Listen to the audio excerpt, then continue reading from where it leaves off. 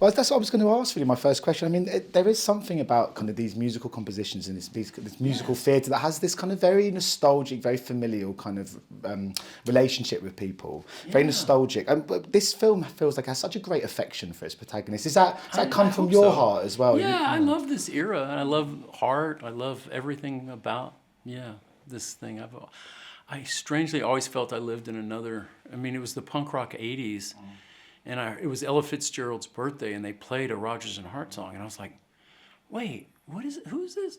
And I went and bought the double album of Rodgers and Hart. Ella, from the late '50s, she did the songbook series, and I just started listening to it. I was like, "Wow!" And I don't know, it always worked for my ear. So I always felt I love that era so much. Well, it's interesting. Straight after the film yesterday, I listened to Blue Moon again. I listened to the Sam Cooke version, actually, of the song. And it suddenly sounded more beautiful than it sounded before. I don't know if it was off the back of this film, but there's something more poignant about the lyrics and the kind of the feeling of the song.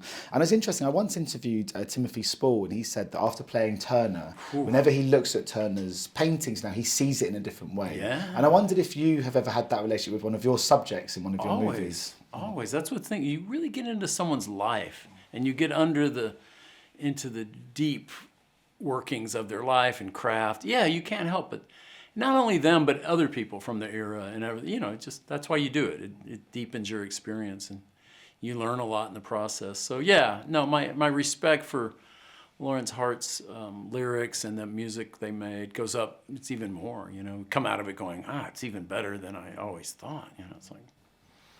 I wanted to speak, talking about it being even better than I could ever thought. I think Ethan Hawke always constantly sort of surprises me with just his brilliance. I mean, he's such a wonderful actor. I don't mean surprises because he's bad. I mean just surprises because he's always so fantastic.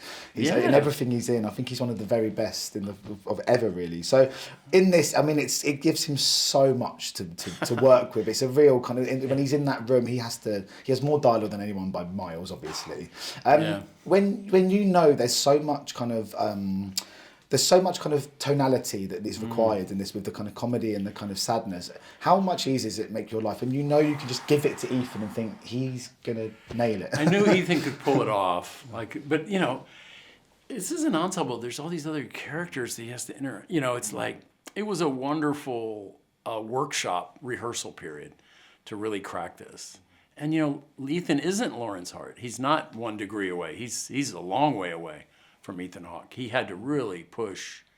And I always say if it was another actor and we were working together for the first time, he would have punched me, because we really push each other in a great way. But we were on each other's side, so it's like, it was great. It was just wonderful to see Ethan, who I've known for so long, go to the full depth. And Ethan would say, I'm hitting the limit of my talent. I was like, well, we should all be doing that always, right? But I mean, obviously the film, in some ways the film is sort of partly about that kind of the collaboration of creativity as well. I mean, is Ethan, because is that one of the great aspects to your job, is having these wonderful kind of continuing relationships with performers? Yeah, that's by far the most rewarding, fun part. And you don't think about this starting out. You just want to make movies. I'm sure actors just want to act. But if you do it long enough, if you're blessed enough, and the decades go by, you really has this wonderful, wonderful long-term relationship. Like a long-term artistic relationship is special. It doesn't have the baggage of a long-term, say, romantic relationship. That kind of goes through. You don't compare it. It can keep at a certain level. It's amazing.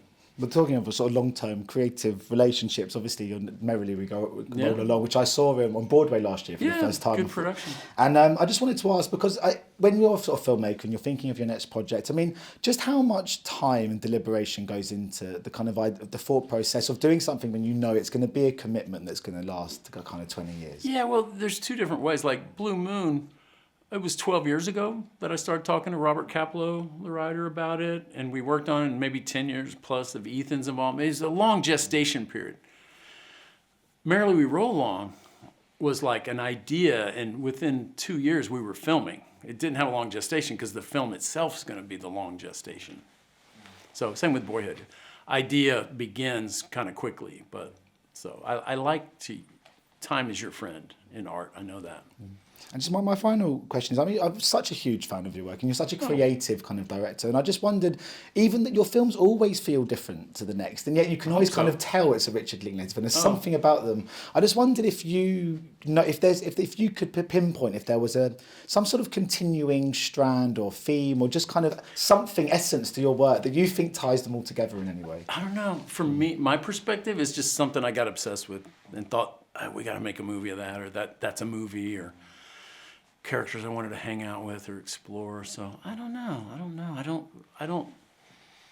You know, you're kind of defined by your limitations. Like there's a lot of things I'm not going to do or be interested in, but the things I am, I'm going to, you know, so maybe that puts it in a certain area, but the tone or whatever. You can't help but be yourself, you know, so I don't know. I think looking back, it's like, every film was like something I was just got obsessed with, you know.